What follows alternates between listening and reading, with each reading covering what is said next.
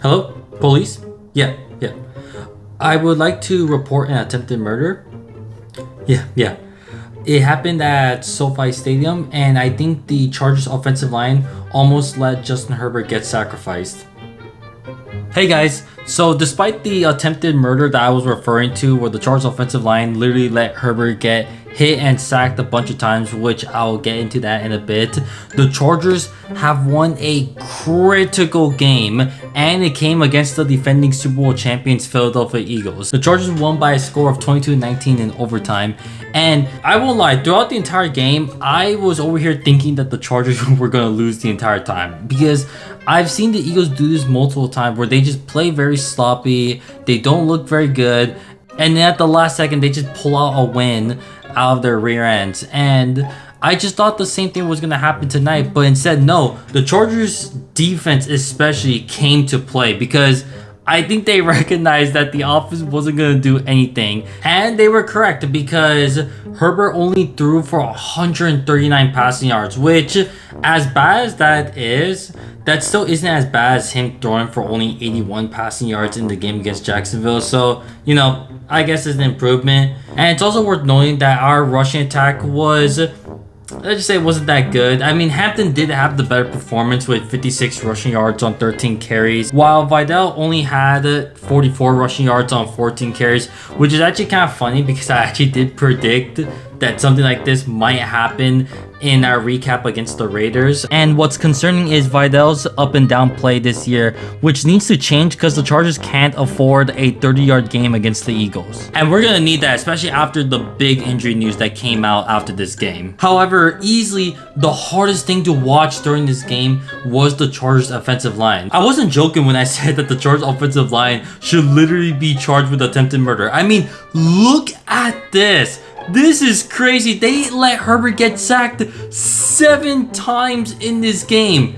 7 times! That's a season high, and I think that's even a career high for Herbert to get sacked this many times. I think I actually saw a stat that actually said that he was pressured on around 70% of his dropbacks, which is just insane to think about. Oh yeah, and I don't know what the heck this play was, but this was absolutely one of the craziest play where Hurts throws an interception, the interception gets fumbled, Hurts recovers the fumble, but then he himself fumbles the ball right back to the Chargers.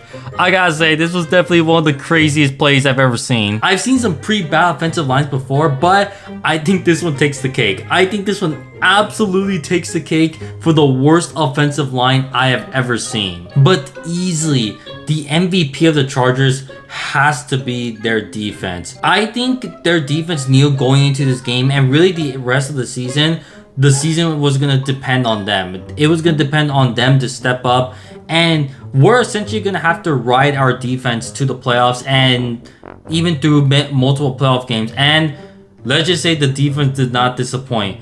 They held the Eagles to only 19 points, which alone is already really good. But when you take into account the fact that they got 4 interceptions off of Hurts and a fumble, which was off of one of the interceptions that I had showed earlier, it just goes to show you that this defense is heavily underrated. And of course, I wouldn't have been reminiscent if I didn't mention the insane game-ending interception. To put it simply, if Cam Hart does not tip this pass right here, that is an easy touchdown for the Eagles, and they win the game, and we fall to 8-5. To put it simply, if the defense does not show up, we're not winning a single game.